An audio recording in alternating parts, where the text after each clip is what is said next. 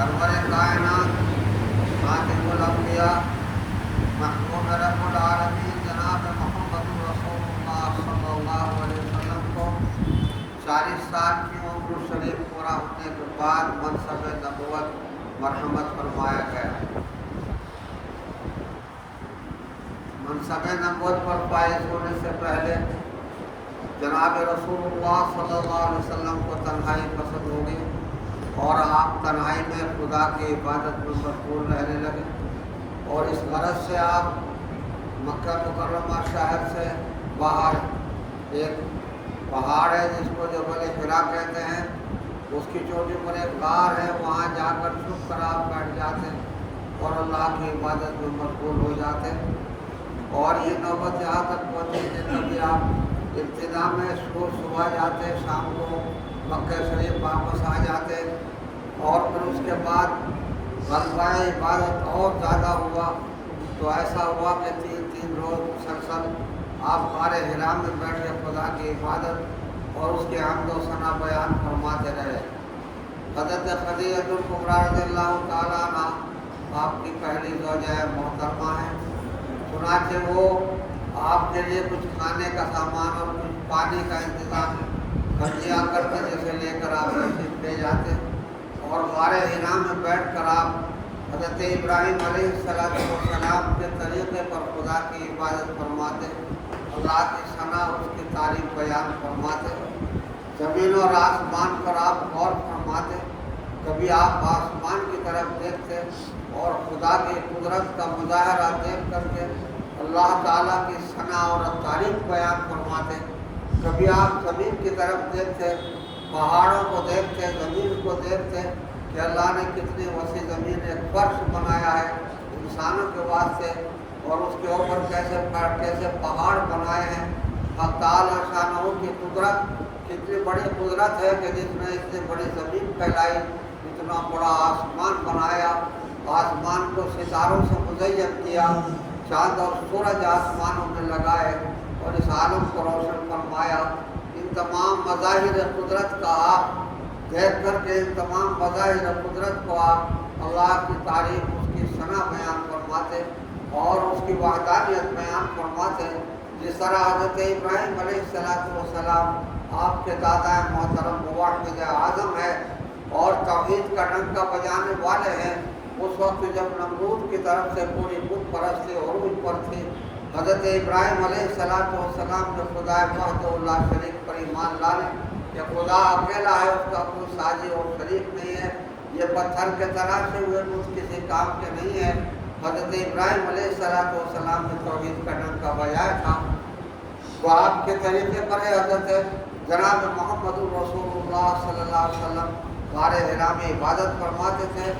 جب آپ کی عمر شریف مکمل 40 سال ہوئی تو 40 سال کے بعد آپ کو منصب نبوت مرحمت فرمایا، اور 40 سال کی عمر جب انسان کی ہو جاتی ہے تو اس کے جسمانی اعضاء مکمل ہو جاتے ہیں، اس کے آپ کو بھی کامل اور مکمل ہو جاتی ہے۔ اللہ تعالیٰ کی طرف سے جو عقل کی دولت دی جاتی ہے 40 سال میں وہ کامل اور مکمل ہو جاتی ہے، اعضاء جسمانی بھی پورے ہو جاتے ہیں، طاقت انسانی بھی پوری دے دی جاتی ہے 40 سال مکمل ہونے کے بعد۔ جب 40 سال کی عمر شریف آپ کی مکمل ہو گئی اور اللہ نے جو عقل آپ کو عطا فرمائی تھی وہ مکمل ہو گئی، اور منصب نبوت کا بار جھیلنا اور اس کو برداشت کرنے کی صلاحیت پیدا ہو گئی، تب جبریل امین علیہ السلام غار حرا میں 40 سال کی عمر شریف مکمل ہونے کے بعد آپ کے پاس تشریف لائے۔ غار حرا میں حضرت جبریل علیہ السلام آپ کے پاس تشریف لائے، اور جبریل علیہ السلام کو جناب رسول اللہ صلی اللہ علیہ وسلم نے کئی بار اصلی شکل میں دیکھا۔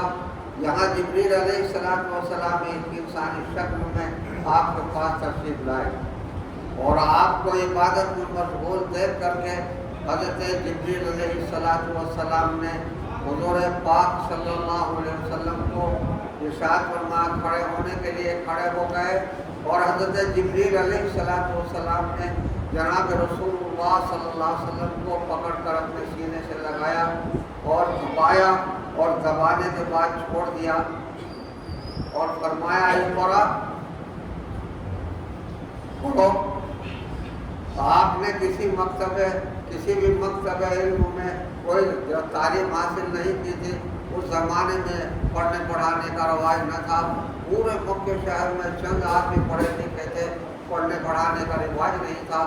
جناب رسول اللہ صلی اللہ علیہ وسلم نے کسی مکتب میں کوئی تعلیم حاصل نہیں کی تھی، کوئی آپ کا استاد نہیں تھا. چنانچہ آپ نے سادگی کے ساتھ جواب دیا مانا بقاری، میں پڑھنا نہیں جانتا.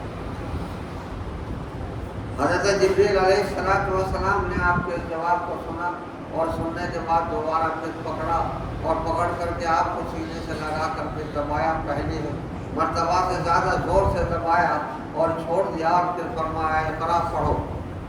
آپ نے پھر وہی جواب دیا مانا بقاری کہ میں پڑھنا نہیں جانتا. حضرت جبریل علیہ السلام نے تیسری بار پھر آپ کو پکڑا اور پکڑ کر سینے سے لگایا اور لگا کر کے اتنی زور سے دبایا کہ جناب رسول اللہ صلی اللہ علیہ وسلم ارشاد فرماتے ہیں کہ میری پسلیاں بڑھ گئی. جیسے آج بھی کوئی شخص پہلوان تکڑا آدمی کسی کو پکڑ لے اور پکڑ کر دباتا ہے تو پسلیاں بول جاتی ہیں. تو جناب رسول اللہ صلی اللہ علیہ وسلم فرماتے ہیں کہ جبریل امین علیہ السلام نے مجھے اتنی زور سے دبایا کہ میری پسلیاں بول گئی اور اس کے بعد چھوڑ دیا اور اس کے بعد پھر فرمایا اقرا پڑھو. بس آپ حضرت جبریل علیہ السلام کا تیسری بار کہنا تھا پڑھو کہ جناب رسول اللہ صلی اللہ علیہ وسلم کے سینے مبارک کو علوم لدنی سے معمور کر دیا اور علوم کے خزانے آپ کے سینے میں اتار گئے. منصب نبوت کا رتبہ آپ کے سینے میں اتار دیا گیا اور علوم نبوت سے سینے مبارک کو معمور کر دیا گیا. آپ کے قلب میں تمام نبوت کی سارا سرمایہ بھر دیا گیا اور اس سارے سرمایہ کے آپ کے سینے میں سینہ لگا کر اتار دینے کی وجہ سے جناب رسول اللہ صلی اللہ علیہ وسلم کا دل و دماغ جو ہے وہ اسلامی تعلیمات سے معمور ہو گیا اور زبان مبارک پر اللہ رب العالمین کے کلام مبارک کی یہ آیات جاری ہو گئی. اور برجستہ آپ نے پڑھا اقرا بسم ربک الذی خلق خلق الانسان من علق اقرا وربک الاکرم الذی علم بالقلم علم الانسان ما لم یعلم. قرآن پاک کی یہ سب سے پہلی آیات ہیں جو جناب رسول اللہ صلی اللہ علیہ وسلم پر نازل ہوئی. یہاں سے وحی کا سلسلہ شروع ہوا اور قرآن پاک کے نزول کا آغاز ہوا اور قرآن پاک کی سب سے پہلے آیات آپ پر نازل ہوئی جن کی آپ نے تلاوت فرمائی. حضرت جبریل علیہ السلام نے یہ آیات آپ کو برآمد فرمانے کے بعد حضور پاک صلی اللہ علیہ وسلم کو سب سے پہلے وضو کرنا سکھایا. حضرت جبریل علیہ السلام پانی لے کر آئے اور آپ کو وضو کرنا سکھایا، وضو کا طریقہ بتایا. وضو سکھانے کے بعد میں حضرت جبریل علیہ السلام نے آپ کو 2 رکعت نماز ادا کروائی اور وہ دونوں رکعت نماز بطور فرض آپ نے ادا کی. جناب رسول اللہ صلی اللہ علیہ وسلم روز اول سے جو نماز پڑھاتے تھے وہ بطور فرض نماز پڑھتے تھے. آپ کے اوپر نماز فرض کر دی گئی. جس وقت آپ کو منصب نبوت ملا جو اللہ تعالیٰ نے جبریل امین علیہ السلام کے ذریعے آپ کو مرحمت فرمایا، غار حرا میں اسی روز سے آپ کے اوپر نماز فرض کر دی گئی اور طہارت حاصل کرنا، وضو کرنا وہ بھی آپ پر لازم کر دیا گیا. دونوں چیزیں اسلام میں اہم ترین مرتبہ رکھتی ہیں، وضو کرنا بھی اور نماز پڑھنا بھی. وضو جناب رسول اللہ صلی اللہ علیہ وسلم نے وضو کے بارے میں ارشاد فرمایا الوضو سلاح المومن. وضو کرنا مومن کا ہتھیار ہے. وضو کو جناب رسول اللہ صلی اللہ علیہ وسلم نے مومن کا ہتھیار قرار دیا ہے. الوضو شطر الایمان، اور وضو جو ہے ایمان کا جزو قرار دی گئی ہے. اور وضو مبادئ الاسلام میں نماز جیسی عبادت کو وضو پر موقوف کیا گیا ہے کہ نماز جو اہم ترین عبادت ہے وہ وضو کے اوپر موقوف ہے. بغیر وضو کے نماز نہیں ہو سکتی. پاکی حاصل کرنا اور وضو کرنا فرض ہے. وضو کے بغیر نماز نہیں ہو سکتی. سب سے پہلے وضو کرنا جناب رسول اللہ صلی اللہ علیہ وسلم کو سکھایا، پھر اس کے بعد آپ کو نماز پڑھوائی۔ نماز اسلام کا وہ اہم ترین رکن ہے جو منصب نبوت حاصل ہونے کے بعد جناب رسول اللہ صلی اللہ علیہ وسلم پر فرض کر دی گئی۔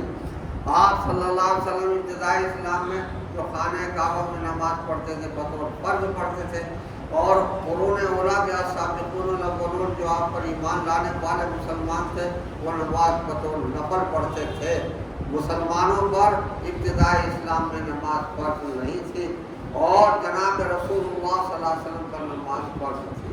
غار حرا میں اس طرح آپ کو نبوت کا منصب مرحمت فرمایا گیا، کیونکہ بار نبوت بہت اہم تھا، اس کا تحمل جو ہے عمومی طور پر ہو نہیں سکتا تھا جب تک کہ اللہ تعالیٰ کی طرف سے وہ طاقت آپ کو ودیعت نہیں فرما دی گئی جو منصب نبوت کے بوجھ کو تحمل کر سکے اور برداشت کر سکے۔ چنانچہ وہ طاقت حضرت جبریل علیہ السلام کے اپنے سینے سے آپ لگا کر کے جب آپ کو چمٹایا اور جبریل امین علیہ السلام نے آپ کو دبایا تو فرشتوں جیسی طاقت آپ کے سینے میں اتار دی۔ فرشتے ان کی طاقت کی کوئی انتہا نہیں ہے۔ حضرت جبریل علیہ السلام جو فرشتوں کے سردار ہیں، جناب رسول اللہ صلی اللہ علیہ وسلم فرماتے ہیں کہ آپ صلی اللہ علیہ وسلم نے جبریل امین علیہ السلام کو ایک روز اصلی صورت میں دیکھا تو جبریل علیہ السلام کے دو بازوؤں سے مشرق اور مغرب بھرے ہوئے تھے۔ اتنا بڑا قد و قامت حضرت جبریل علیہ السلام کو جو فرشتوں کے سردار ہیں اللہ نے مرحمت فرمایا۔ چنانچہ جبریل امین علیہ السلام کے دو بازوؤں سے پروں سے مشرق اور مغرب بھرے ہوئے تھے۔ وہ فرشتہ ایک انسانی شکل میں غار حرا میں آپ کے پاس تشریف لاتا ہے اور آپ کو سینے سے لگا کر کے وہ علوم نبوت جو اللہ تعالیٰ نے جبریل امین علیہ السلام کے ذریعے بھیجے تھے، حضرت جبریل علیہ السلام نے وہ تمام علوم نبوت آپ کے سینے مبارک میں اتار دیے، اور وہ تمام صلاحیتیں اور وہ تمام طاقتیں آپ کے قلب مبارک میں اتار دی جو منصب نبوت کا بوجھ تحمل کر سکے اور برداشت کر سکے۔ تب جناب رسول اللہ صلی اللہ علیہ وسلم پر قرآن پاک نازل ہوا، اور قرآن پاک کی یہ سب سے پہلی آیات سورہ اقرا کی سب سے پہلی آیات نازل ہوئی جناب رسول اللہ صلی اللہ علیہ وسلم۔ قرآن حکیم اللہ کا کلام ہے جو قرآن پاک میں ارشاد فرمایا انا انزلناہ فی لیلۃ القدر، یہ نزول لوح محفوظ سے آسمان دنیا کے اوپر اللہ تعالیٰ نے بیت العزت کا نازل فرمایا، یعنی اللہ نے لوح محفوظ میں ازل میں جو قرآن پاک اللہ نے پڑھا، کلام متکلم کے اندر سے نکلتا ہے، تو اللہ نے کلام فرمایا اور قرآن مجید کو پڑھا، اور پڑھنے کے بعد لوح محفوظ کے اندر ساتوں آسمانوں کے اوپر لوح محفوظ کے اندر محفوظ کر کے رکھ دیا گیا۔ پھر اللہ رب العالمین نے شب قدر میں جب اللہ تعالیٰ نے اس کا نزول منظور ہوا تو شب قدر میں لوح محفوظ سے بیت العزت اس مقام کا نام ہے جو آسمان دنیا پر ہے۔ آسمان دنیا پر جملۃ واحدہ پورا قرآن پاک لوح محفوظ سے شب قدر میں نازل فرمایا گیا، جس کا تذکرہ سورہ انا انزلناہ میں کیا گیا ہے۔ پھر اس کے بعد جناب رسول اللہ صلی اللہ علیہ وسلم پر پورا قرآن پاک میں نازل نہیں ہوا، بلکہ 23 سال مدت نبوت ہے، 23 سال کی پوری مدت میں قرآن پاک تھوڑا تھوڑا نازل ہوا۔ آپ پر وحی لے کر جبریل امین علیہ السلام خدا کا یہ کلام لے کر جناب رسول اللہ صلی اللہ علیہ وسلم پر حسب ضرورت آتے، اور 23 سال کی مدت جو مدت نبوت ہے، 23 سال کی مدت میں قرآن پاک جناب رسول اللہ صلی اللہ علیہ وسلم پر نازل ہوا۔ حضور پاک صلی اللہ علیہ وسلم پر جب قرآن پاک نازل ہوتا اور جبریل امین علیہ السلام لے کر آتے تو اتنا ثقل آپ کو معلوم ہوتا۔ حضرت عائشہ صدیقہ رضی اللہ تعالیٰ عنہ فرماتی ہے کہ پیشانی مبارک پر پسینہ آ جاتا۔ اتنا وزنی کلام ہے اللہ کا، اتنا وزنی کلام ہے جس کے بارے میں خود کلام پاک میں اللہ فرماتا ہے کہ لو انزلنا هذا القرآن على جبل لرأيته خاشعا متصدعا من خشية اللہ. اللہ فرماتا ہے کہ یہ میرا کلام اتنا وزنی اور اتنا بھاری ہے کہ اگر ہم اس کو پہاڑوں پر نازل کرتے تو پہاڑ بھی ریزہ ریزہ ہو جاتے، مگر کلام الہی کا ثقل اور اس کا بوجھ برداشت نہیں کر سکتے. اللہ تعالیٰ نے پہلے جناب رسول اللہ صلی اللہ علیہ وسلم کے قلب مبارک میں وہ صلاحیتیں اور وہ طاقتیں فرضی جبریل امین علیہ السلام کے ذریعے جو قرآن پاک کے نزول کو کا تحمل کر سکے اور اس کے ثقل اور اس کے وزن کو برداشت کر سکے. تب اللہ تعالیٰ نے قرآن پاک کا نزول شروع فرمایا، جو تھوڑا تھوڑا کر کے 23 سال کی مدت میں جناب رسول اللہ صلی اللہ علیہ وسلم پر پورا ہوا. حضرت جبریل علیہ السلام جو سورت اور آیت آپ پر لے کر کے آتے تو حضرت جبریل علیہ السلام ہی یہ بتا دیتے کہ یہ آیت فلا آیت کے بعد لکھی جائے، اور آپ قرآن پاک کاتبان وحی جو صحابہ ہیں ان کے ذریعے قرآن پاک لکھوا دے. چمڑوں کے ٹکڑوں کے اوپر قرآن پاک اس وقت لکھا جا رہا تھا. اس طرح 23 سال کی مدت میں قرآن نازل ہوا جناب رسول اللہ صلی اللہ علیہ وسلم پر. آج جو قرآن ہمارے ہاتھوں میں ہے یہ قرآن اسی ترتیب سے ہے جس ترتیب سے اللہ نے لوح محفوظ کے اندر محفوظ فرمایا. اس لیے کہ جب یہ قرآن پاک تھوڑا تھوڑا جناب رسول اللہ صلی اللہ علیہ وسلم پر نازل ہو چکا اور جناب رسول اللہ صلی اللہ علیہ وسلم کی عمر شریف کا آخری رمضان آیا تو اس آخری رمضان میں حضرت جبریل علیہ السلام نے جناب رسول اللہ صلی اللہ علیہ وسلم کے ساتھ قرآن پاک کا دور فرمایا. قرآن پاک کا دور اسی وقت سے شروع ہوا جب جناب رسول اللہ صلی اللہ علیہ وسلم کے حیات تھے. حضرت جبریل علیہ السلام نے پورا قرآن پاک جناب رسول اللہ صلی اللہ علیہ وسلم کو اسی ترتیب کے ساتھ پڑھ کر سنایا جس ترتیب کے ساتھ لوح محفوظ میں قرآن تھا، اور جناب رسول اللہ صلی اللہ علیہ وسلم نے پھر اسی ترتیب سے پڑھا. اس رمضان میں 2 مرتبہ دور فرمایا حضرت جبریل علیہ السلام نے جناب رسول اللہ صلی اللہ علیہ وسلم کے ساتھ، اور وہ ترتیب جو قرآن ترتیب لوح محفوظ میں تھے اسی ترتیب کے ساتھ جبریل امین علیہ السلام نے پڑھا. دور قرآن پاک کا دور اس طرح کہلاتا ہے کہ 2 لڑکے بیٹھتے ہیں پڑھنے کے لیے، پہلے ان میں سے ایک پڑھتا ہے دوسرا سنتا ہے، پھر وہی جو پہلے نے پڑھا وہ دوسرا پڑھتا ہے پہلا اس کو سنتا ہے. اسے دور کہتے ہیں.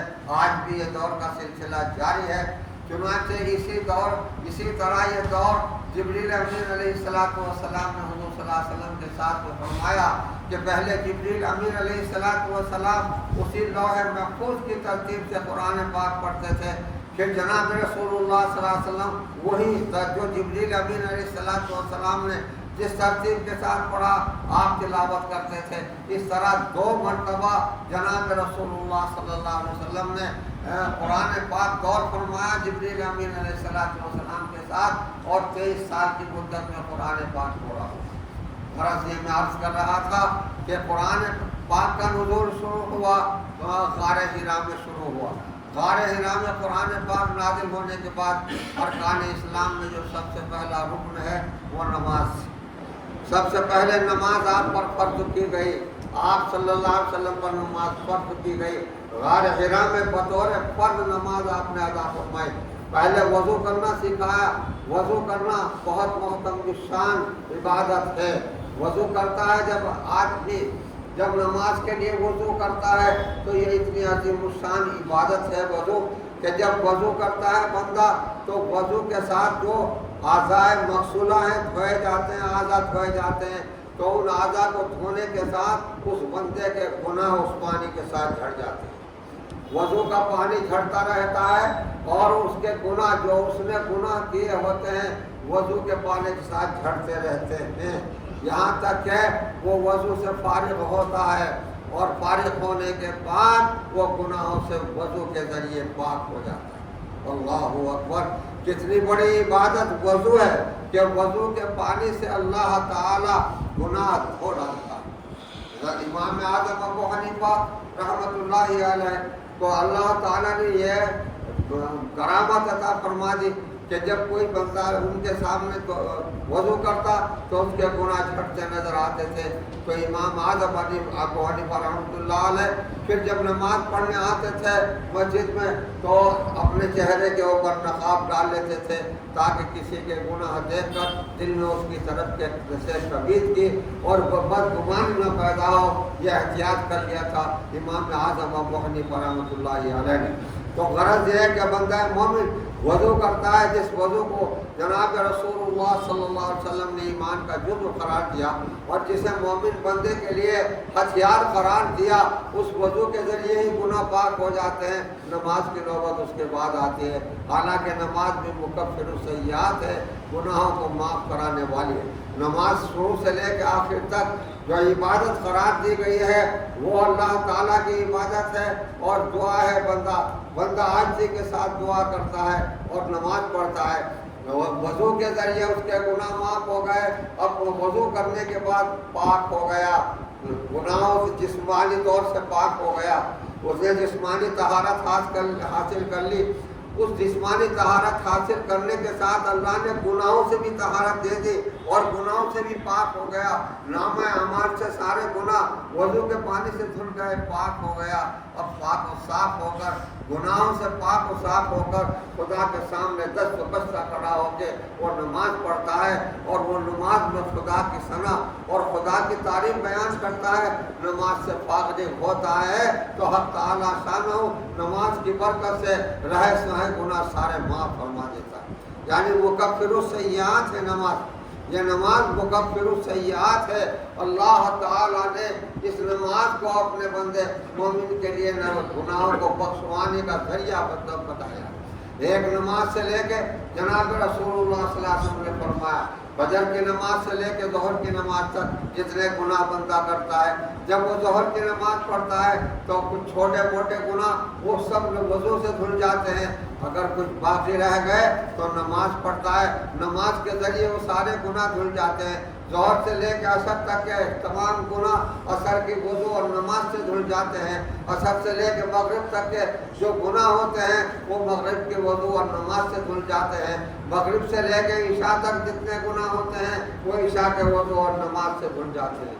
اللہ اکبر۔ اللہ نے اپنے بندہ مومن کے لیے جس کو اللہ نے قرآن پاک میں خیر امت قرار دیا، اپنے محبوب کی امت پر کتنا فضل فرمایا کہ ہم گناہ کر رہے اور ہمارے گناہ بخش دینے کا ذریعہ اور سبب اللہ نے ہمارے لیے پنجگانہ نماز بنا دی کہ تم گناہ کر رہے ہو اور خدا رحمان الرحیم اپنے فضل سے ہمارے گناہ معاف فرما۔ ہائے افسوس، اتنی عام عبادت جو اللہ تعالیٰ نے مسلمانوں پر فرض کی، آج مسلمان اسی سے غافل ہو رہا ہے۔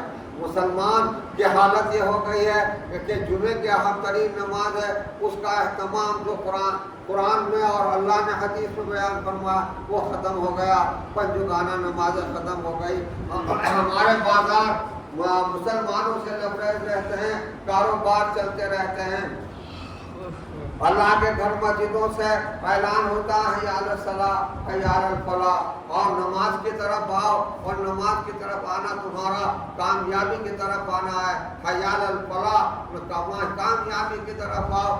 خدا کے گھر سے یہ اعلان سنتے رہتے ہیں اور یہ اعلان سننے کے بعد بھی ہمارے کانوں پر جو نہیں رہتی، ادھر سے سنتے ہیں ادھر نکال دیتے ہیں، اور اس اذان کی آواز پر لبیک نہیں کہا جاتا، مسجدوں کو آ کے نماز سے آباد نہیں کیا جاتا اور نماز اپنے کاروبار میں مشغول رہتے ہیں۔ وہ خدشہ جو قرآن نے ظاہر فرمایا تھا 1400 سال پہلے، یا ایھا الذین آمنوا لا تلھکم اموالکم ولا اولادکم عن ذکر اللہ ومن یفعل ذلک فاولئک ھم الخاسرون۔ ایمان والوں، تمہارے کاروبار، مال و دولت، تمہاری اولاد، بیوی بچے تمہیں کہیں نماز سے نہ روک دے، اگر خدا نہ خواستہ ایسا ہوا تو بہت ٹوٹے میں مبتلا ہو جائے گے۔ آج ہم بہت ٹوٹے میں مبتلا ہیں، طرح طرح کے عذاب آ رہے ہیں مسلمانوں کے اوپر، مسلمانوں کو بے تحاشا جہاں تہاں بلا وجہ شہید کیا جا رہا ہے، مسجدوں پر بلڈوزر چل رہے ہیں، مسلمانوں کے مکانوں پر بلڈوزر چل رہے ہیں، کاروبار پر بلڈوزر چل رہے ہیں، قبائل مسلمانوں پر پورے ملک کے اوپر مسلط ہو رہی ہے، اور ایسا قانون لائے جا رہے ہیں جو ہمیں اسلام سے بیگانہ کرنے اور اسلام سے دور کر دینے کے مترادف ہے۔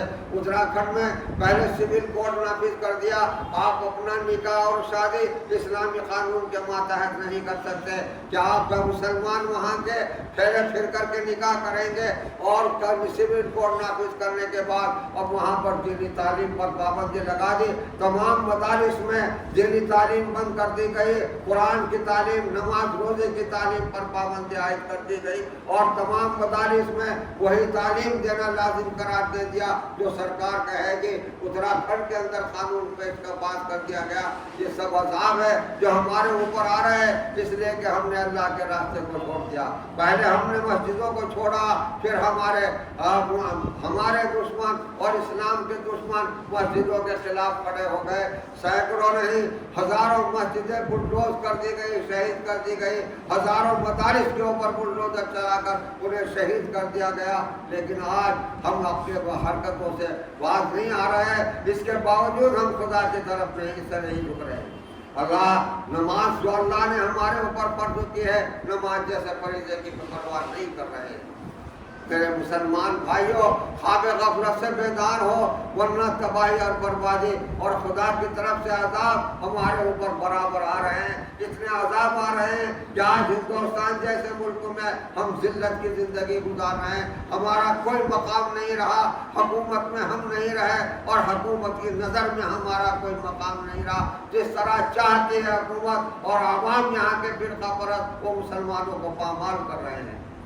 یاد رکھو، ہمارے پاس اور کوئی ہتھیار نہیں سوائے خدا کو راضی کرنے کے۔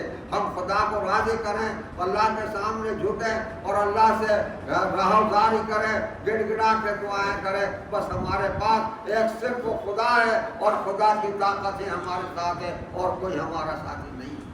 میرے مسلمان بھائیوں، خواب غفلت سے بیدار ہو اور یہ نماز اس کو لازم پکڑ لو جو فرض ہے، پنجگانہ 5 ٹائم کے ہر روز فرض ہے، اس کے پڑھنے کا اہتمام کرو۔